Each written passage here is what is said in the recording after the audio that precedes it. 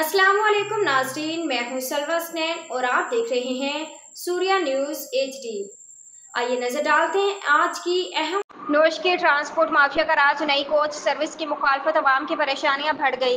नोश की 18 जून को नोश की प्रेस क्लब में ट्रांसपोर्ट बस यूनियन और मिनी वैगन यूनियन के सदर ने पुरहुजूम प्रेस कॉन्फ्रेंस करते हुए नोश की तक़विया रूट अल हिकमत मूवर्स ड्राइवो कोच की नई गाड़ियों को चलाने के फैसले की शदीद मुखालफत की है।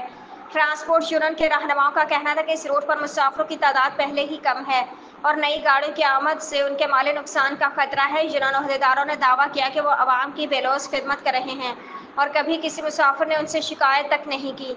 हैरान कुन बात यह कि यही ट्रांसपोर्टर्स ईद के चौथे रोज से डबल किराया वसूल करते रहे, मगर अब अचानक उन्हें आवाम की खिदमत का दर्द लाहक हो गया। उनका कहना था कि वो नुकसान पर गाड़ियाँ चलाते हैं, वही ये कारोबार नहीं इबादत है। उधर 21 जून को बस अड्डा नोश की पर अफसोसनाक मनाजिर देखने को मिले, जहां वैगन की छतों तक मुसाफिर खसूसन ज़ैफ़ुल उम्र अफराद को बिठाया गया। मुसाफिरों की तादाद ज़्यादा होने पर सीटों की कमी के बायस लोगों को मजबूरन छत पर सफ़र करना पड़ा।